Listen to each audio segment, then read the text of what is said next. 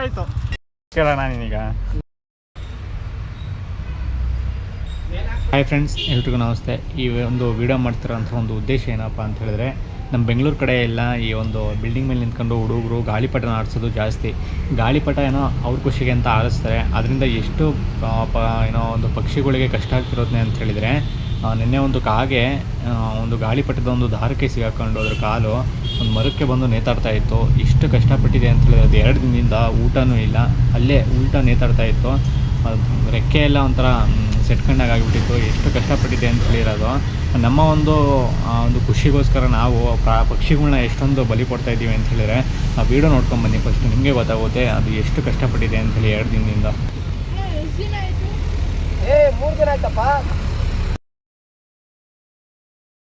ಆ ಕಾಗೆ ಅಲ್ಲಿ ಹೇಗೆ ಸಿಗಾಕೊಂಡಿದೆ ಅಂತೇಳಿ ನೋಡ್ತಾ ಇದ್ದೀರಾ. ಏನಪ್ಪ ಅಂತ ಹೇಳಿದ್ರೆ, ಗಾಳಿಪಟದ ದಾರಕ್ಕೆ ಒಂದು ಕಾಲು ಸಿಗಾಕೊಂಡಿದೆ.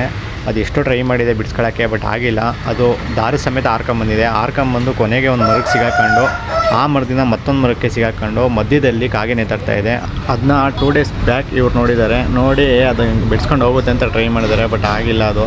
ಹಾಗಾಗಿ ಕೋಲಿಂದ ಎಲ್ಲ ದಾರಕ್ಕೆ ಹೊಡಿತಾಯಿದ್ರು, ಬಟ್ ಒಂದು ಕೋಲು ದಾರಕ್ಕೆ ತಾಗಿ ಅದು ಬೀಳಲಿಲ್ಲ. ಹಾಗಾಗಿ ನಾನೇನು ಮಾಡಿದೆ, ಗಾಡಿ ತಗೊಂಬಂದು ಅಡ್ಡ ನಿಲ್ಲಿಸಿ ಅದ್ರ ಮೇಲೆ 2-3 ಕೋಲು ಉದ್ದನೇ ಕೋಲು ಕಟ್ಟಿ ನೋಡೋಣ ಬ್ಲೇಡ್ ಕಟ್ಟಿ ತೆಗೆಯೋಣ ಅಂತ ಟ್ರೈ ಮಾಡಿದ್ವಿ. ಅದು ಕೋಲು ಆಗಲಿಲ್ಲ. ಮತ್ತು ಬ್ಲೇಡೆಲ್ಲ ಬಿಚ್ಕೊಂಡು ಹೋಯ್ತು. ಮತ್ತೆ ಇನ್ನೊಂದು ಕೋಲು ಕಟ್ಟಿ ಅದಕ್ಕೆ ಮತ್ತೆ ಬ್ಲೇಡ್ನ ಕಟ್ಟಿ ಮತ್ತೆ ಮೇಲ್ಕೊಟ್ಮೇಲೆ ಅದು ಒಂದು ಕೋಲು ಮೇಲೆ ದಾರಕ್ಕೆ ತಾಕ್ತು.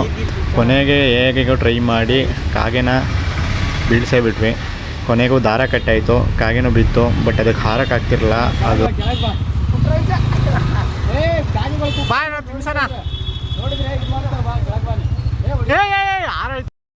ಕಾಗೆ ಹಾರುತ್ತೆ ಅಂತೇಳಿ ಟ್ರೈ ಮಾಡಿದ್ವಿ, ಬಟ್ ಹಾರಕ್ಕಾಗಿಲ್ಲ. ಅದಕ್ಕೆ ಪೇಯ್ನ್ ಆಗಿಬಿಟ್ಟಿದೆ ಅನಿಸುತ್ತೆ ರೆಕ್ಕೆಗೆ ಮತ್ತು ಕಾಲಿಗೆ. ನೋಡಿ ಗಂಟೆ ಆಯ್ತದು 2ಕ್ಕೆ ಸಿಗಾಕೊಂಡ್ಬಿಟ್ಟಿರ್ತದೆ.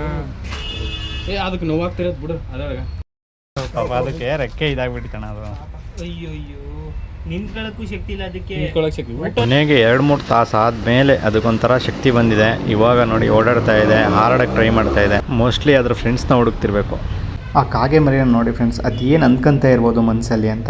ಭಗವಂತ ಬದುಕುಳ್ದನ ನನ್ನ ಸಾವಿಂದ ಆಚೆ ಬಂದ್ಬಿಟ್ನ, ಉಳ್ಕಣ್ಣ. ಸಾವನ್ನ ಹತ್ರದಿಂದ ನೋಡ್ಬಿಟ್ಟಿದೆ. ಇನ್ನೇನು ನಾನು ಸತ್ಯ ಹೋದೆ. ನನಗೆ ಉಳಿಗಮನೇ ಇಲ್ಲ, ಸಿಗಾಕೊಂಡಿದ್ದೀನಿ. ಯಾವ ಥರ ಆಚೆ ಬರಬೇಕು? ನಾನು ಮತ್ತೆ ಹಾರಾಡಲ್ವಾ? ನನಗೆ ಉಳಿಗಾಲನೇ ಇಲ್ವಾ? ನಾನು ಯಾವ ಥರ ಮತ್ತೆ ಪ್ರಪಂಚನ ನೋಡಬೇಕು? ಏನು ಮಾಡಲಿ? ಇದೊಂದು ಬಾರಿ ಕಾಪಾಡು ದೇವ್ರೇ. ಹಾಗಂತ ಮನಸ್ಸಲ್ಲೇ ದೇವ್ರನ್ನ ಬೇಡ್ಕೊತ ಇರೋ ಅಂಥ ಒಂದು ಕಣ್ಣುಗಳು ಎಷ್ಟು ನೀಟಾಗಿ ಕಾಣಿಸ್ತಾ ಇದೆ ಅಲ್ವಾ? ನೀವೇ ಹೇಳಿ, ಅದ್ರ ಕಣ್ಣು ಏನು ಹೇಳ್ತಾ ಇದೆ ಅನ್ಬೋದು. ಫ್ರೆಂಡ್ಸ್, ಈ ಕಾಗೆ ಮರಿಯನ್ನು ನಮ್ಮ ಕಣ್ಣಿಗೆ ಬಿತ್ತು ಅಂಥೇಳಿ ಇದನ್ನು ಕಾಪಾಡಿದ್ವಿ. ಆದರೆ ಎಷ್ಟೋ ಕಾಗೆಗಳು ಆಗಿರೋ ಪಕ್ಷಿಗಳಾಗಿರ್ಬೋದು, ಈ ಥರ ಎಷ್ಟೋ ಗಾಳಿಪಟಕ್ಕಾಗಿರ್ಬೋದು, ಈ ಥರ ಬೇರೆ ಎಲ್ಲೆಲ್ಲ ಸೇರ್ಕೊಂಡು ಸತ್ತಿರೋಂಥ ಒಂದು ಎಕ್ಸಾಂಪಲ್ಸು ಇರ್ಬೋದು. ಆದಷ್ಟು ನಮ್ಮ ಒಂದು ಆಟಗಳಿಗೆ ಆ ಪಕ್ಷಿಗಳಿಗೆ ಬಲಿ ಕೊಡೋದು ಬೇಡ. ನಿಮ್ಮ ಕಣ್ಣಿಗೆ ಯಾರಾದರೂ ಈ ಥರ ಗಾಳಿಪಟ ಆಡಿಸ್ತಿರೋದನ್ನ ಏನಾದರೂ ಕಂಡ್ರೆ, ಪಕ್ಷಿಗಳಿರೋ ಜಾಗದಲ್ಲಿ ಅಥವಾ ಪ್ರಾಣಿಗಳಿಗೆ ತೊಂದರೆ ಆಗೋ ಜಾಗದಲ್ಲಿ ಈ ಥರ ಯಾವುದೇ ಆಟಗಳನ್ನ ಆಡೋಕ್ಕೆ ಹೋಗಬೇಡಿ. ಆದಷ್ಟು ಅವಾಯ್ಡ್ ಮಾಡ್ಕೊಳ್ಳಿ. ಒಳ್ಳೆ ಫ್ರೀಯಾಗಿರೋಂಥ ಜಾಗಗಳಿಗೆ ಹೋಗಿ ಆಟನ ಆಡಿ. ಆದಷ್ಟು ನಿಮ್ಮ ಫ್ರೆಂಡ್ಸ್ಗೆಲ್ಲರೂ ಹೇಳಿ ಈ ಥರ ಒಂದು ಸಿಚುವೇಶನ್ ಇರುತ್ತೆ ಅಂಥೇಳಿ. ಓಕೆ ಫ್ರೆಂಡ್ಸ್, ಅವಕ್ಕೆ ಎಲ್ಲಿ ಒಂದು ಒಳ್ಳೆ ಜಾಗ ಸಿಗುತ್ತೆ, ಒಳ್ಳೆ ಆಹಾರ ಸಿಗುತ್ತೆ, ಅಲ್ಲಿ ಅವು ಹಾರಾಡ್ಕೊಂಡಿರ್ತವೆ.